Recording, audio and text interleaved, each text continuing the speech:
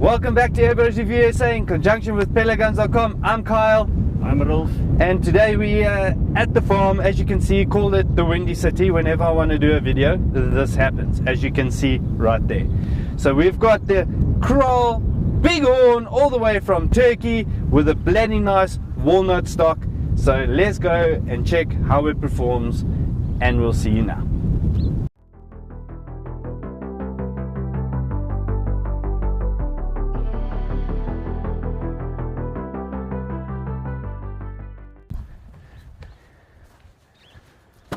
Alrighty guys, yeah, it comes in a hard carry case. It's got a handle this side and it's got some nice wheels this side, so if you want to carry it around like that you can. What's nice about this box, as I can see here, when you do put on a scope it will fit in the box, which is a good thing. So opening it up, you get two small boxes, and this will be your bipod. Let's quickly go through this. Bipod slash handle type thing from Kral. Very nice. If you don't have something like this, at least you've got it. I mean, look at that. So little thingy, it's quite nice. It's just nice to have. Let's quickly open it up here. Then the other smaller box, you get your Picatinny rail, you get the new style 2 Kral mags in .22, 12 shots each, and you get a single loader and 2 Allen keys. So that's what comes in these little goodie boxes right here.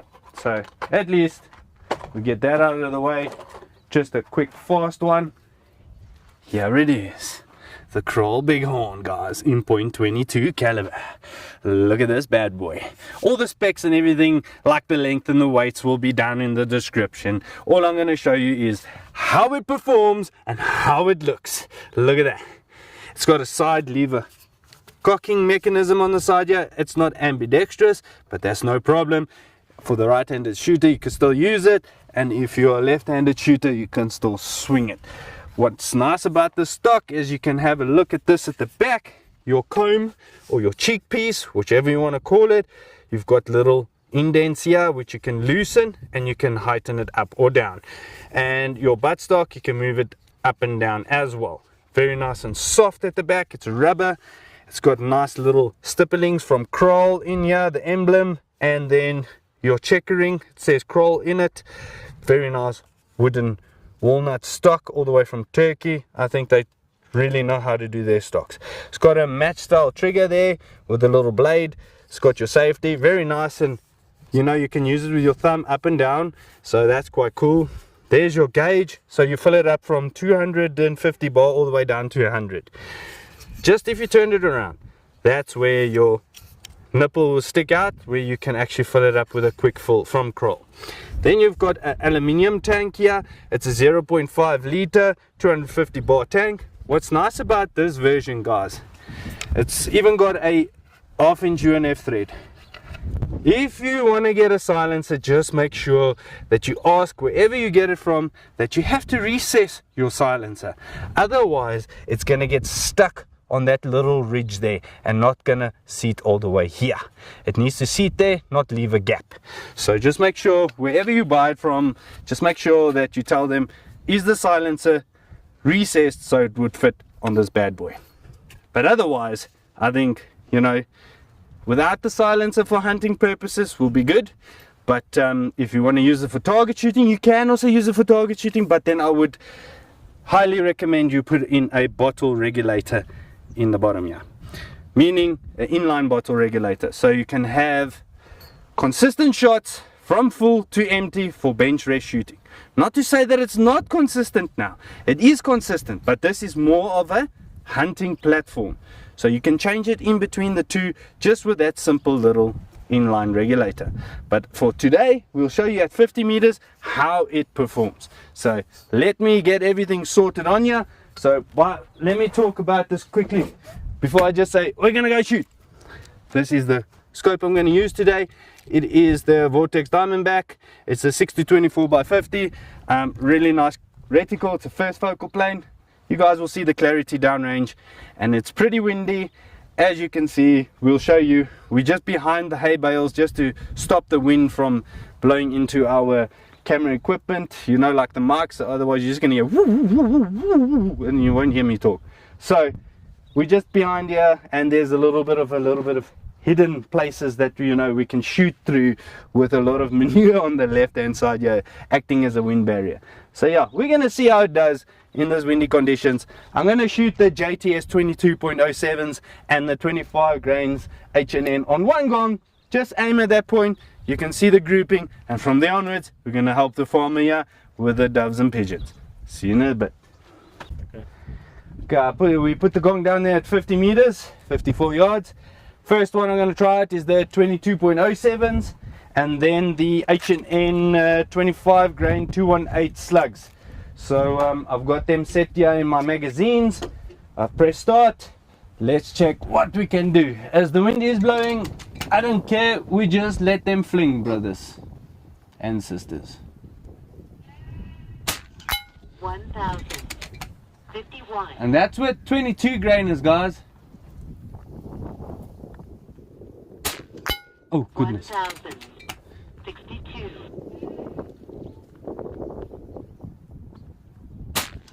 1058. 1044. 1039. My goodness. If you can see that, guys, that is flying really fast for pellets, but the grouping ain't bad. Let's go to the right hand side of the gong, and I've got the slug set in straight through the barrel, not even been leaded. I'm just gonna let it wing. Let's see what it does. 986. 995. 984. 979. 986. As you guys could see, the point of impact was a bit different towards the pellets, because these are the slugs. They tend to fly way better in the wind, buck the wind better because of the weight. And yeah, just wanted to show you what this powerhouse can do at 50 meters. So we know exactly which one to take out for today's conditions. It will be the H&N. Not to say the JTS is bad, they can even fly at that distance really accurate. I mean, if Rolf can show you, we've got a makeshift wind flag right here. Have a look at this, guys. See this makeshift wind flag? It looks so nice, because as the wind is pumping through here, we're behind a nice shelter there, and we've got some manure also sheltering down there, but it is still blowing. We cannot get away from it. We just make it a little bit better, and we're still having fun.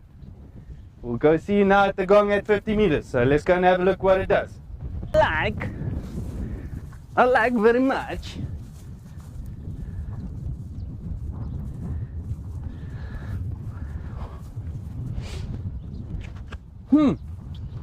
Upon looking at these shots here, so we shot it in for the 22s, as you could see there, with this consistent wind that was blowing, and basically I would get them right close to each other, but with this wind it's pushing for pellets, you know, and especially that speed. Aim point with the 25 grain H&Ns, as you could see, the wind is coming from my rear to that way. The slugs are actually ducking the wind a bit better. So if the wind wasn't blowing for the pellets, they would hit here. Because now I adjusted to get to the sight right here at the moment. When I went over to the slugs, as you could see, they were shooting more straighter, but not on point, but I mean, it was bucking the wind way better. But look at the grouping there. We're not wanting to shoot there now at the moment, because we set it in for the 22s, but with the 25 grainers, look where it hit. Now I'm just going to re-zero it and everything to be on that dot at about 30 meters, and then we're going to go out and take it to go and shoot here. So basically, I just want to tell you one thing. I think you heard it. I'm going to zero it at 30 meters. It's because I only want one 0 point. If you zero it at 50, I'm going to have two 0 points. One at 50 and one at like around about 20 meters. So between 20 and 50, I'm going to have a hit above my crosshairs, which I don't want. That's why I generally tell the guys at the shop, we normally zero between 25 and 30 meters. So whenever you go and shoot at different distances, everything will be below your crosshairs, if it's close or far. That makes it more easier to get your aim point done correctly. So just one thing I want to mention, we're going to put on a silencer on the air rifle. I'm going to display it now for you guys without the silencer, how loud it will sound with a decibel meter, and then with the silencer on. Then I'll display the readings with it on. Okay, great guys, so with that done and out of the way, we're going to quickly zero at 30 like I said, and we're going to go and smash them dubs. See you now.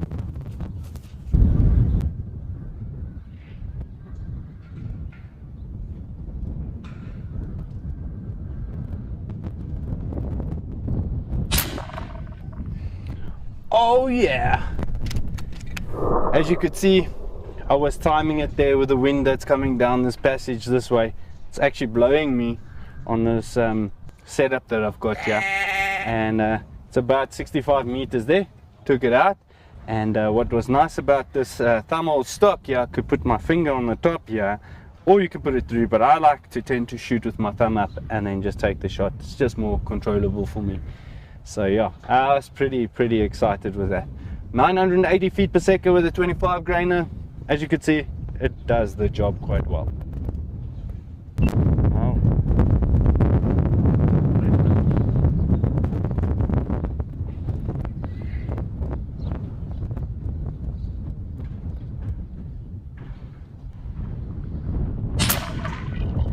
Oh yeah. If I wasn't mistaken, there was about 2 of them right next to each other, so I think I got 2 of them down. That will be an epic shot, eh? It was about 50 meters. Held for the wind because the wind's coming from the right to the left, and it is pushing quite hardcore. If you guys don't believe me, let's quickly have a look here. I've got the special tools. Let's quickly see this thing here. Let's put it on.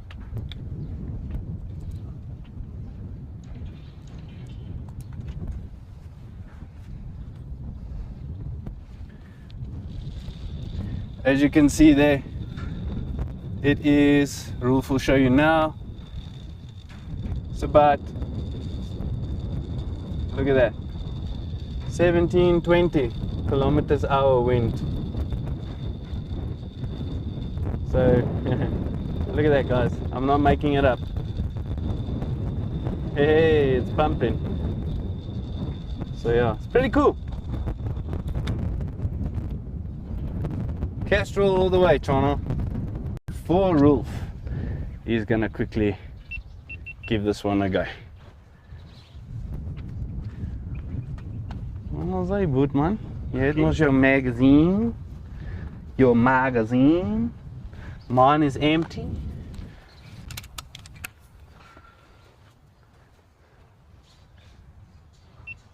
Nou net gestop en weer start. Kijk, als je hem krijgt, laat William boet.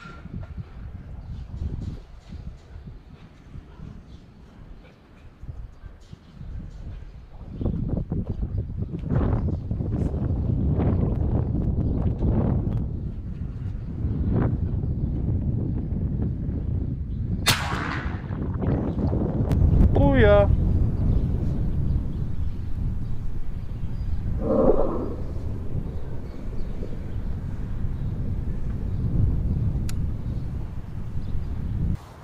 Ready to rock and roll.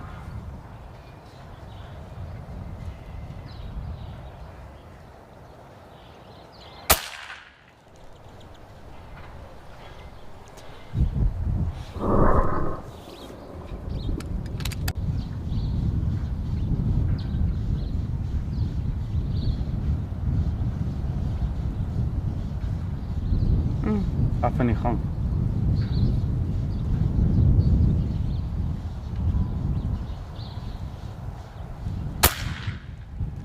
Wow, what a headshot or body shot, whichever one, I couldn't see, but it was a good shot.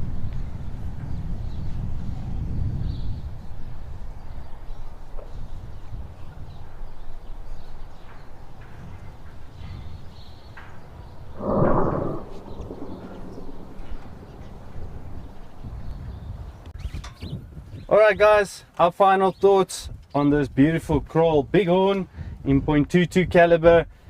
It met my expectations, meaning with power wise and using it for verminting and things like that we used it for today. Like I said, if you want to use it for bench, you can, but you have to do the adjustments where you can put it on the inline bottle regulator to go down with your speed, and then you'll have millions of shots.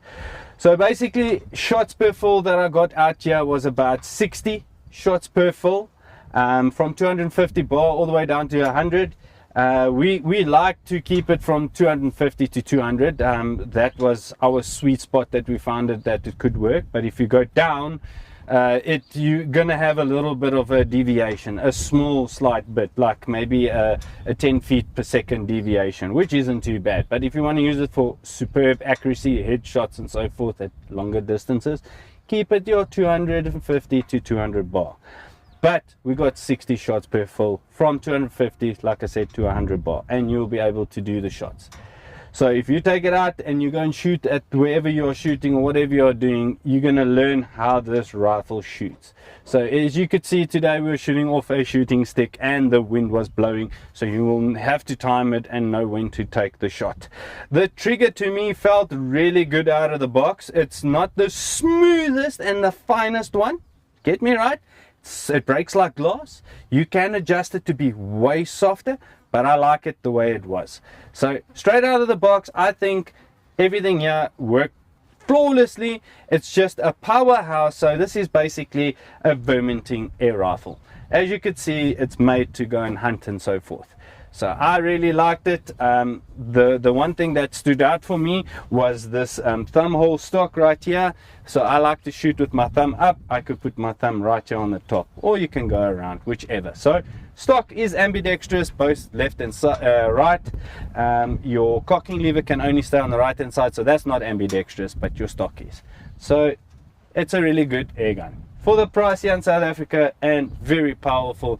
I didn't expect it to shoot that fast. And I mean, it's 22.07, still shooting over 1,000 feet per second. Goodness, guys, that is superb. I think this is a really, really good air gun. What do you think, Rolf? Really good value for money. Yeah, that's it, my friends. And if you guys like this video, please like, share, and subscribe. And we'll see you on the next video. Have a good one, guys. Be safe. Booyah.